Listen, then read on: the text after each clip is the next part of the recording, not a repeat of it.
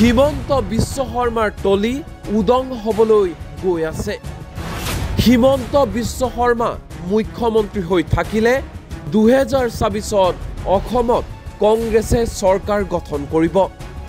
হিমন্ত বিশ্ব শৰ্মাৰ উদ্ভণ্ডালি বাঢ়িছে, ৰাইজে বেয়া পাবলৈ ধৰিছে। হিমন্ত বিশ্ব শৰ্মাৰ দিনত ৰাইজ আজি অশান্তিত আছে, সেয়া দিনৰ পোহৰৰ দৰে স্পষ্ট।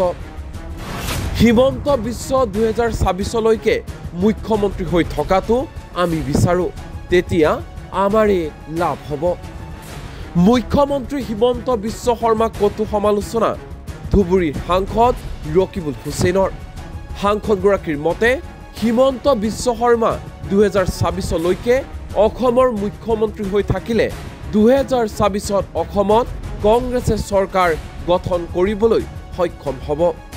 হিমন্ত বিশ্ব শৰ্মাক আজিকালি মানুহে বেয়া পাবলৈ ধৰিছে, এইবুলি উল্লেখ কৰি ৰকিবুল হুছেইনৰ মন্তব্য, হিমন্ত বিশ্ব শৰ্মাৰ বাবে বিজেপি দলটো এতিয়া চেদেলি ভেদেলি হৈ পৰিছে। দলীয় নেতাকৰ্মীৰ মাজত অন্তঃকণ্ডল বাঢ়িবলৈ ধৰিছে। মুখ্যমন্ত্ৰী হিমন্ত বিশ্ব শৰ্মাই ৰাজ্যৰ কথা চিন্তা নকৰি, নিজৰ দলৰ কথা চিন্তা নকৰি কেৱল মাত্ৰ ৰাজীৱ ভৱনৰ ভিতৰত কি হৈ আছে তাক লৈহে ব্যস্ত হৈ থাকে। আনহাতে বিজেপি ত্যাগ কৰি কংগ্ৰেছলৈ আহিব লগা বিজেপিৰ নেতাকৰ্মী সন্দৰ্ভত ৰকিবুল হুছেইনৰ আন এক মন্তব্য, বিজেপিৰ বহু বিধায়কে যোগদান কৰিব কংগ্ৰেছ দলত। শীঘ্ৰেই আনুষ্ঠানিকভাৱে পদুম ফুল এৰি হাত ধৰিব বিজেপি বিধায়কে। 2024 আগে আগে কংগ্ৰেছলৈ সোঁত বব বিজেপি নেতাকৰ্মীৰ। বহু নেতাকৰ্মীয়ে যোগদান কৰিছে কংগ্ৰেছৰ সৈতে। বিজেপিৰ নেতা, অৰিজিনেল বিজেপিৰ নেতা হয়, ডুপ্লিকেটখিনিৰ কথা কোৱা নাই। এতিয়া এই যে বিজেপিত ডুপ্লিকেট বিজেপিৰ অত্যাচাৰত সহিব নোৱাৰি আহিব খুজিছে, সেইসকলক আহিলেতো আমি ল'ব লাগিব বহুতক চাই চিতি। আহিব দিয়কচোন, বহুত আহিব, বহুত এম এল এটো আপোনাৰ অপেনলি কৈ আছে দোকান আহিম বুলি। লোকধাকটো কৰা নাই, তেওঁলোকে বিদ্ৰোহ কৰিছে। তেওঁৰ কথাটো মই ইমান নাজানো, তেওঁ কিবা হেৰি কৈ আছে, কিন্তু কংগ্ৰেছলৈ আহিবলৈ নাহে মই নাজানো। মানৱ বৰাও আহিব বুলি। কোন মানৱ বৰা? তেওঁ কোন? ক'লৈ আহিব? আৰু পুনৰ কংগ্ৰেছলৈ আহিব। মই তেওঁৰ কথাটো অহা নাই, তেওঁক আহিলেও ল'ব নালাগে। মোৰ মতে তেওঁ আহিলে ল'ব নালাগে। আহিব বুলি কৈছে যদিও কিন্তু গৌৰৱ গগৈৰ পৰাও দুই এটা নেতাৰ ক্ষেত্ৰত বাধা আহিছে, আপোনাৰ ল'ব নালাগে বুলি কৈছে আচলতে গৌৰৱ গগৈ। কাক? কংগ্ৰেছৰ সভাপতি। মই নাজানো, মই এতিয়া আপোনাৰ পৰা সুধিলোঁ। মই মানে কেইদিনমান এই পানীয়ে টানি আছোঁতো, এই খুচুৰা কথাবিলাকত মন দিবলৈ পৰা নাই। মই অলপ মানুহে পানীত আছে, ঈদ আছে, কোৰ এইবিলাক খুচুৰা কথা। আকৌ মুখ্যমন্ত্ৰীয়ে কৈছে আমাৰ বোলে আমাৰ কংগ্ৰেছ অফিচত কি আছে তেওঁ গম পায়। মুখ্যমন্ত্ৰী সেইবিলাক কাম নেকি কওকচোন? কোৰ মুখ্যমন্ত্ৰী এতিয়া বানপানী কথা ক'ব লাগে, এই হত্যাবিলাক হৈ আছে, ড্ৰাগছ হৈ আছে, সেইবিলাক খবৰ ল'ব লাগে। কংগ্ৰেছ অফিচৰ ভিতৰত কি হ'ল সেই কথাটো মুখ্যমন্ত্ৰীৰ কাম নাই নেকি? এনেধৰণৰ মুখ্যমন্ত্ৰী, আগৰ মুখ্যমন্ত্ৰী এইবিলাক কৰিব নেকি মোক কওকচোন? খুচুৰা কথাত তেওঁৰ দাম বহুত সময়। এতিয়া বানপানীৰ সমস্যা নাইকিয়া কৰা, গৰাখহনীয়া সমস্যা নাইকিয়া কৰা, ড্ৰাগছ নাইকিয়া কৰা, এইবিলাক আপোনাৰ ভয় ভীতিটো নাইকিয়া কৰা, সেইবিলাক তেওঁৰ কাম নহয়। তেওঁৰ কাম হ'ল যে কংগ্ৰেছৰ ভিতৰত কি হৈছে সেইটো মানুহৰ, এতিয়া মোৰ লগত কি হৈছে, মোৰ লগত থকা দেখোন তেওঁৰ পুলিচৰ দুই এজন মানুহক কৈ দিলেই তো গম পোৱা যায়। তেওঁৰ ঘৰত যে কি হৈ আছে মই গম পাওঁ। তেওঁৰ ঘৰত যে কি হৈ আছে, ক'ত কেনেকৈ মোবাইল নলৈ তেওঁৰ ঘৰত কোন যায়। কি ক'লে? মানে অযোধ্যাত বোলে এইবাৰ বিজেপি হাৰিলে। এইবাৰ ভদ্ৰীৰা আপুনি শুনিছে? ক'ত? উত্তৰাখণ্ড, তেওঁলোকৰ চৰকাৰ, বিজেপি চৰকাৰ। ফাঁকি ফুকাবিলাক এতিয়া ৰাইজৰ চকুত ধৰা পৰিছে। এই যে বিভিন্ন জাতি জনগোষ্ঠীৰ মাজত যে ভাগ ভাগ কৰি পেলাই যে ৰাজত্ব চলাব বিচাৰিছে, সেই কথাবিলাকৰ এতিয়া অন্ত পৰিব। ৰাইজৰ এইবিলাক আৰু এতিয়া শুনিবলৈ মন যোৱা নাই। সেইকাৰণে এখন চিনেমা আগত চাইছিল নেকি, এই থাপ্পৰ কি গুঞ্জ বুলি কয়, মানে এটা থাপ্পৰৰ। এতিয়া মোৰ কাণত কিন্তু অযোধ্যাৰ থাপ্পৰৰ গুঞ্জটো বাজি আছে, বেলেগৰ কাণত পৰিছেনে নাইবা?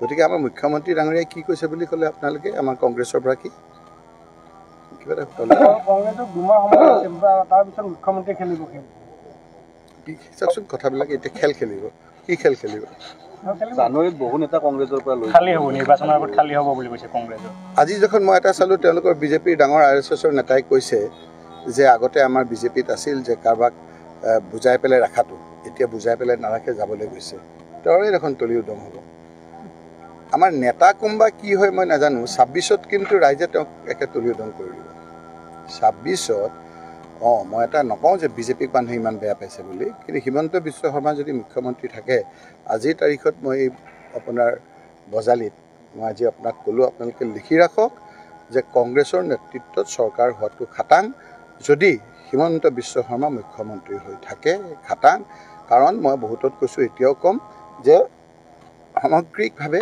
জনজাতি মানুহখিনিয়ে তেওঁক বেয়া পাইছে বিভিন্ন জাতি জনগোষ্ঠীৰ মানুহে বেয়া পাইছে এই উদ্ভণ্ডালি এই কথা বতৰাবিলাক মানুহে বেয়া পাইছে বস্তু বাহানিৰ দাম বাঢ়িছে সমাজত অশান্তি হৈছে এই ধৰণৰ ড্ৰাগছ আৰু তীৰৰ প্ৰকোপত মানুহ থাকিব নোৱাৰা হৈছে যাৰ পিতেক যাৰ জীয়েক যাৰ পৰিয়ালৰ মানুহ এনেদৰে ড্ৰাগছৰ দ্বাৰা আপোনাৰ আসক্ত হৈ মৃত্যুবৰণ কৰিছে প্ৰত্যক্ষ পৰোক্ষভাৱে তেওঁলোকে গম পাইছে গতিকে হিমন্ত বিশ্ব শৰ্মা ডাঙৰীয়াৰ দিনত মানুহ যে বিভিন্ন ক্ষেত্ৰত অশান্তিত আছে সেই কথাটো আজি দিনৰ পোহৰৰ দৰে স্পষ্ট আৰু গতিকে তেওঁ যদি মুখ্যমন্ত্ৰী হৈ থাকে মই ক'ব নালাগিছিল আকৌ তেওঁক মুখ্যমন্ত্ৰী আঁতৰাই দিলে আকৌ আমাৰ আকৌ অলপ বেয়াও হৈ যাব পাৰে গতিকে মুখ্যমন্ত্ৰী হৈ যদি থাকে তেওঁৰ নেতৃত্বত তাত যে কংগ্ৰেছৰ নেতৃত্বত যে অসমত চৰকাৰ হ'ব সেই কথাটো স্পষ্ট বিজেপি কিমানজনমান বিধায়কে যোগাযোগ কৰিছে কংগ্ৰেছৰ সৈতে আপোনাক কৈ দিলেনো আপোনাৰ গোটেইটো জানিয়ে যাব সংখ্যাটো কেনেকৈ এইটো চাই যাওক তেওঁ যদি বাৰেৰে আমি তেৰেৰে তেওঁ যদি বাৰেৰে এতিয়াতো মই ক'বই খোজা নাই এতিয়া মই গাড়ীৰ পৰাই আপোনাৰ বহুতে কথা পাতি আছে আমাৰ গাড়ীতে বহুত আপোনাক কৈ দিলে বেলেগে মই ক'লে অকল সেইটোকে ক'ম ৰঙা আমাৰ নিজৰ টিভি এটা আছে যে সেইটো নহয় বেলেগ এটা আছে আমাৰ সেইটোক ক'ম দেখা নাই দেখোন আমাৰ নিজৰ টিভি এটা আছে সেইটো অকলে আছুতীয়াভাৱে ক'লে মই তাক ক'ম শেষৰটো প্ৰশ্ন বিজেপিত আচলতে প্ৰকৃত কৰ্মীৰ মূল্য নাই নেকি তেওঁলোকে কংগ্ৰেছলৈ আহিব বিচাৰিছে সেইটোতো হয়েই সেইটোতো আপুনি স্পষ্ট সেইটো অলপ আমি ধেমালি ধুমুলাৰ কথা নহয়